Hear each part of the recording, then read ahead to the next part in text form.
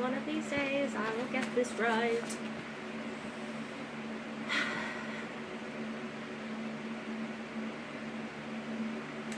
Hello, Sandra Hardy here, video blog 2. Today I'm discussing digital identity and the behaviors associated with it.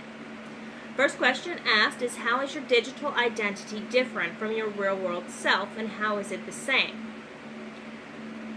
I think my digital identity and my real self are pretty similar. I am friendly, kind, honest, outspoken, outgoing, online and offline. My identity as a case manager and as a student take place both online and offline. When it comes to family, I prefer to be with family offline. However, there are extended family members that I don't get to see but once every 2 or 3 years. So the cousin and niece part of my identity takes place online, while the mother, daughter, wife, sister part of my identity is mostly done in person, face to face. My friends, most of them have moved out of Oklahoma, so most of my friend identity is done online. I do have one friend still in Oklahoma, so I see her once or twice a month. So that part of my identity I get to do in person. Let's see. Tim Rainer states in his first blog that, like actors on a stage, people tend to tailor their behavior online. Paraphrasing that. I'm really not sure. Okay. I agree with it. I do see a lot of people doing that. However, I'm not one of them. What you see is what you get. I am outspoken, I'm kind, I'm political, I'm animal loving, I'm honest, I'm helpful, I don't know how many parts of my identity I can sit here and name. It would take forever. But you get the same person online that you do offline. I do have more opportunities to express myself online than I do offline, but I'm never going to say something online that I would not say offline. Just not who I am.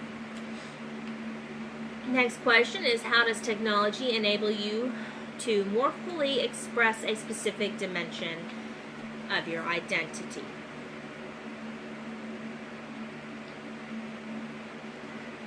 Social media has made it easier, not really easier, but possible to stay in constant contact with family, extended family, and friends. My friends from high school that have all moved out of the state of Oklahoma, I wouldn't be able to keep in touch with them and talk to them and get to know their kids online, or get to know their kids, period, without technology and social media. My aunts, my uncles, my cousins, I wouldn't really get to know them without technology. I only see extended family once every 2 or 3 years, and once every 4 or 5 years I'll get to see a friend or two that's moved out of state. Other than that,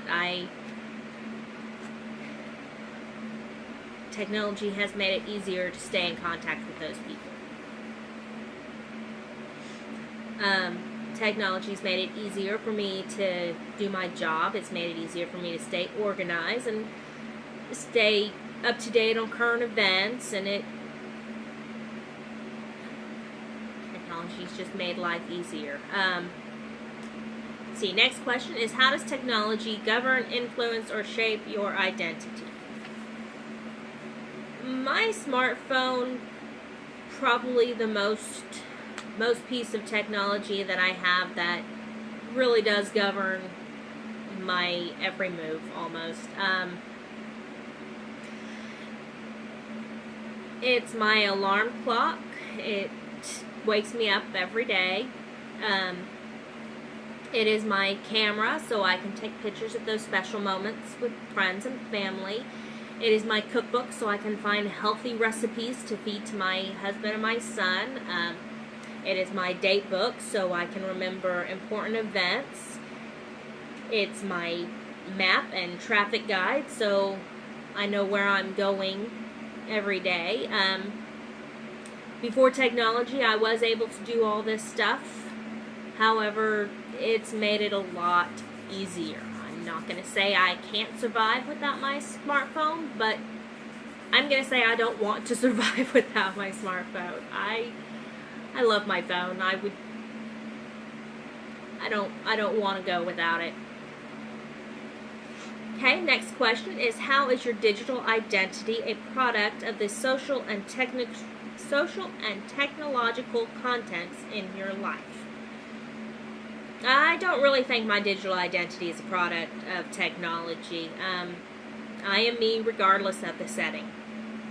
I am not a trendsetter, never have been, never will be, nor do I think I'm a trend follower. I keep seeing these commercials going around, going outside, go live on Facebook so your friends can go with you. Yeah, no, not happening. When I go outside, unless I'm going outside for work, I'm going outside to spend time with family. Quality time with family, friends, my dogs. I'm not interested in social media following me. If I go on vacation, I try to completely disconnect. I take my phone so people can call me if they need me, and so I have my camera.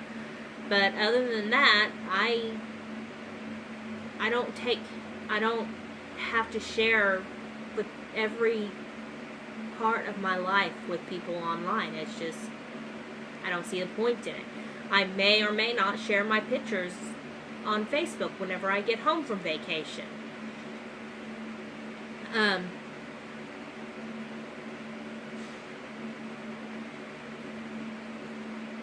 know technology allows me the opportunity to share with people everything, but I choose not to. I don't see the point in it. And without technology, everything would go on just as normal. Okay, the next two questions pretty much have the same answer. So it's, how is your online identity like a performance, and how is your behavior different when you're in public?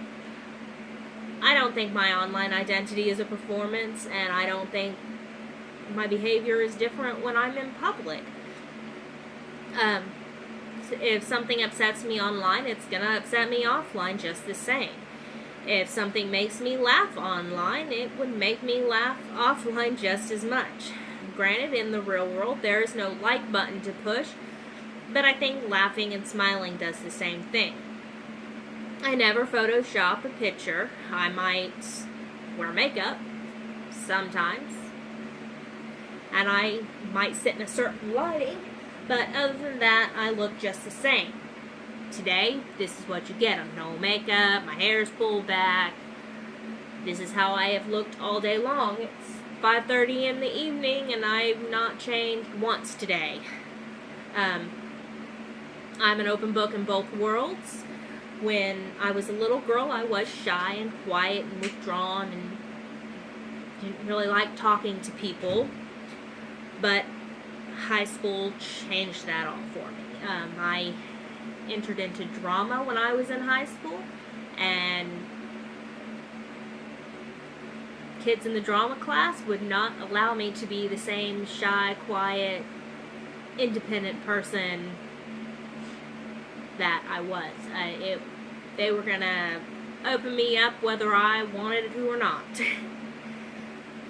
But through their help, I learned how not to care about what people thought or said about me, and I have gone the rest of my life like that. If people don't like what I say, then unfriend me. I'm not really, it's not a big deal to me.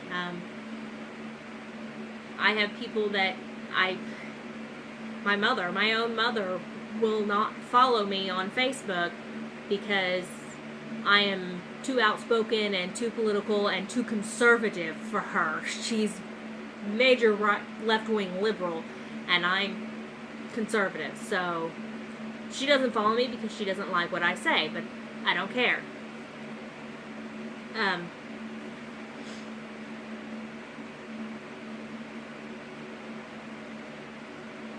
Okay.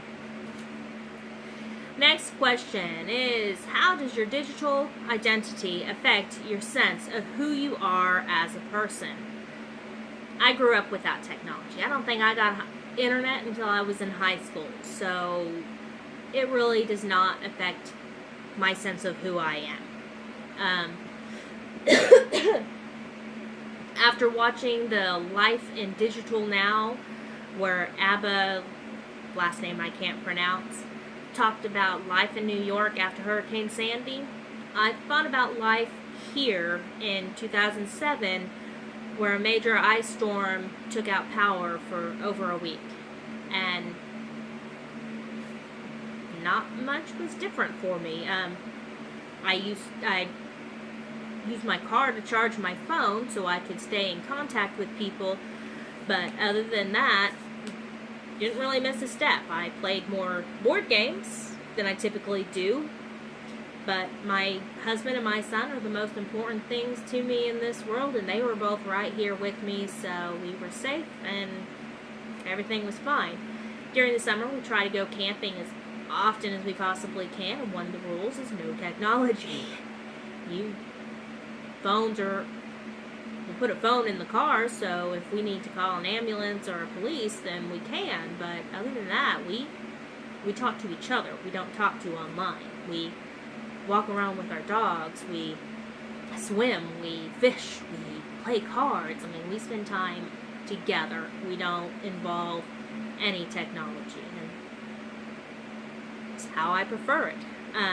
Yes, technology does make life easier and allows me to stay connected with friends and family that live far away, but without it, life for me would go on just the same.